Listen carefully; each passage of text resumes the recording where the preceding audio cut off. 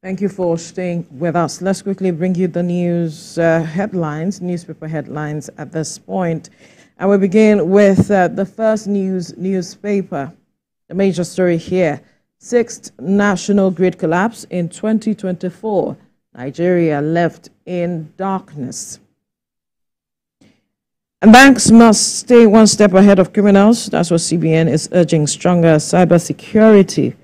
That's what it's saying. And a majority of banks said they were upgrading their systems as of a week ago. Perhaps that's why the statement is coming from the CBN governor. Patience Jonathan urges female students say no to prostitution. At the top corner, hardship: Tinubu and I feel for Nigerians, but painful decisions are unavoidable. That's what the Vice President, Kashim Shettima, is quoted as saying. Tinubu welcomes Super Eagles' return, demands justice after Libya ordeal. Onduguba, INEC urges collection of 295,603 unclaimed PVCs. P2B donates 50 million naira to Shanahan University. Now, Edo PDP files petition to challenge governorship election results. Those are some of the stories on the front page of the First News newspaper. We move now to the front page of the Daily News Hub. Super Eagles maltreatment. Tinubu queries CAF as the Confederation of African Football as Libyan Football Federation president resigns. And the writers there: federal government summons Libyan diplomat, CAF launches probe. We were locked up in Al-Akbrak airport for 13 hours after landing in Libya, Edo Deputy Governor Shuaibu says. Libya denies sabotage, cites logistics for Super Eagles airport delay. Nigeria's team delegation boycott match, return home. Now, PDP's fresh crisis, our story by Damagun's faction, reveals reasons for suspending Ologun Agba, national legal advisor. Interesting development there. And the downstrip nationwide blackout as national grid collapses again.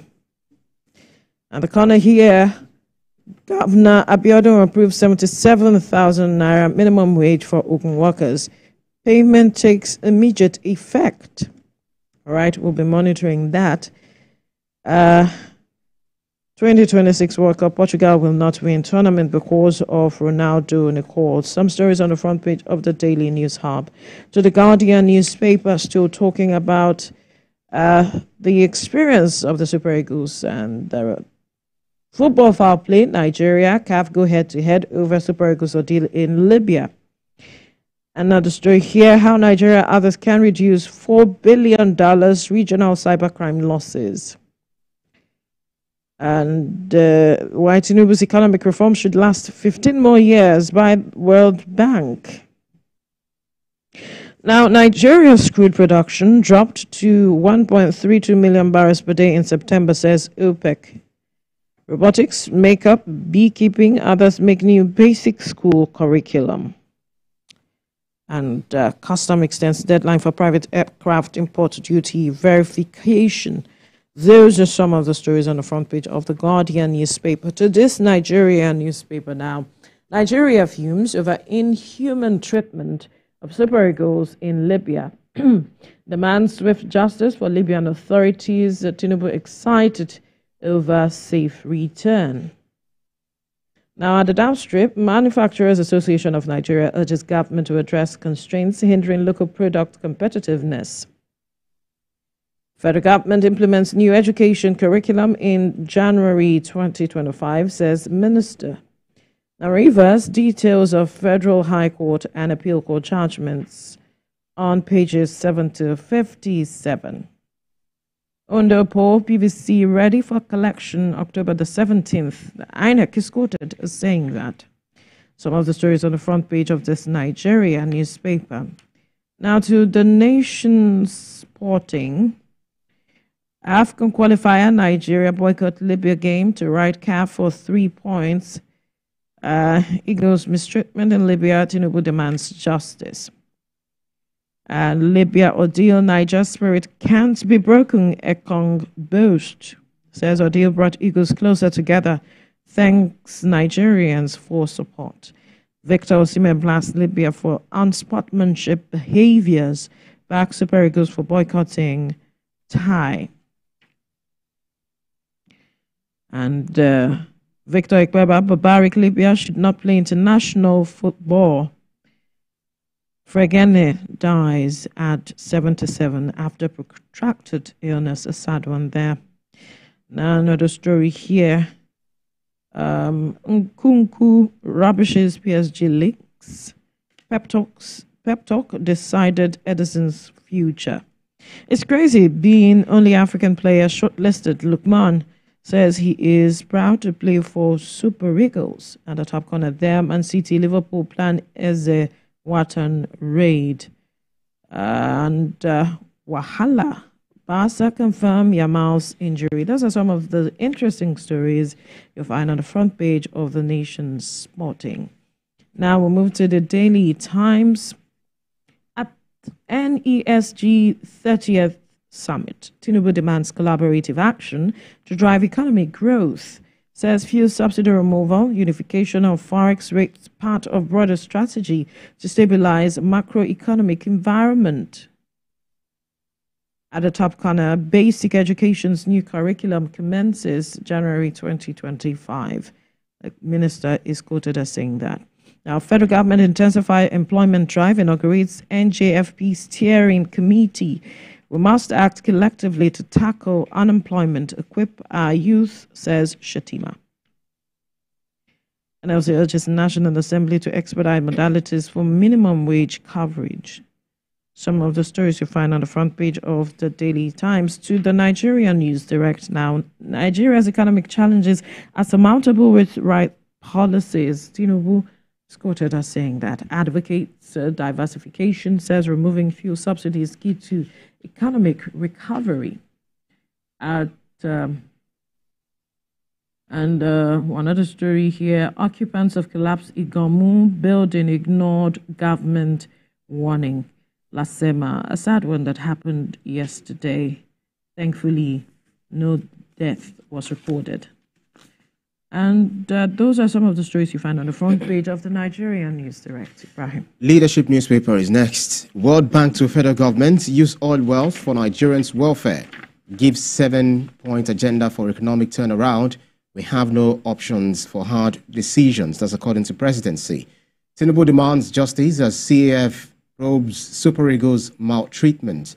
Above the masthead, we have Sam Nda Isaiah Foundation hands over 250 million naira to Salisu. 6 die of cholera, 14 hospitalized in Kebbi. 2 million people homeless as flood ravages Kogi. No one should be stopped from Jakpa, that's according to Peter Obi. Uni Abuja crisis also demands transparency in VC selection. Next is Daily Independent. World Bank accuses federal government of using oil wealth to service the elite. NESG asks federal government to cut governance costs, says poor getting poorer. Concerns over Nigeria drifting into one-party state re-echo. TRCN laments shrinking number of teachers in Nigeria. Nationwide blackout as national grid collapses 6th time this year. Third quarter 2024, Transcorp Power records 153% revenue growth, 198% increase in profit. CAF investigates Super Eagles ordeal at Libyan airport. Federal government summons countries chargé d'affaires. Tinubu asks CAF to sanction Libya, welcome Super Eagles home. At the bottom strip, federal government to boost employability of fresh graduates with market-ready skills. New Telegraph is next. Nigeria's high earners to pay 25% personal income tax from January 2025, says Oyedele, talking about the new tax bill before National Assembly. And the rider reads, federal government to exclude the poor from PIT, man bemoans multiple taxation. Nigeria's crude oil production in September dropped by 27,000 barrels. That's according to OPEC. And then Edo 2024, PDP, 5 other parties file petitions at Electoral Tribunal. Tinubu blasts Libya for inhuman treatment of eagles calls for sanctions. World Bank, Nigeria witnessed best economic reforms from 2003 to 2007. Lord CBN policy reforms retains Nigeria's 2024 growth forecast at 3.3%. Next is Daily Trust newspaper. 15-year-old students sues Education Ministry, JAMB, NUC over admission policy, says 18-year admission threshold discriminatory. We are not aware of case yet. Nigeria boycotts AFCON qualifier after Libya ordeal. Over 2 million persons displaced as 200 Kogi communities flooded. That's according to government. PDP governors meeting on Damagum's fate deadlocked. And that's about it for the Daily Trust newspaper. Next is Platform Times. Nigeria's PWD population hits to 20 million. That's World Health Organization. Fuel smugglers made 17 million naira per trip under the petrol subsidy regime. Melekiari hardship. Ex-governor Suswam says, I can't eat eggs in my house. Nigerians can't transport to work. 15-year-old student sues Education Ministry, JAMB, and UC over new admission policy. Ondo poll, 295,603 permanent voter cards yet to be collected. INEC, PDP crisis. Damagum's faction threatens arrest of factional acting chair. That's others. Caretaker committee inaugurates Tella. Other PDP executives in Ogun. In the Republic, Togo companies owe Nigeria $5.7 million from electricity NERC. Edo governorship poll. PDP files petition before election tribunal. Next is the Nation newspaper. Damagum asks security to go after factional chair. Others, why we suspended 2 national officers. Yari fails to resume at National Secretariat, or he fails to assume at National Secretariat. Abuja begins production of immune-boosting anti-aging drugs. That's on page 3. Nigeria seeks action over treatment of super eagles in Libya. Those earning 1.5 million naira or less monthly to get tax slash. EFCC ex-AGF in plea bargain to end 1.6 billion naira fraud case. Third quarter profit by 198%. Ondo PVC collection for Thursday, and IMF cuts costs of borrowing Transcorp Power grows. Our gross third quarter profit by 198%. That's where it should be. Last but not least, with me here is the Hope newspaper. Aidatiwa unveils road, other projects in Akoko land. Flags of campaign in North Senatorial District. Akoko Owo, Ose dwellers, exultants promise massive votes. Bread price will increase. That's bakers. And then above the masthead, we have Global Poll, 295,603 PVCs uncollected in Ondo. That's according to INEC.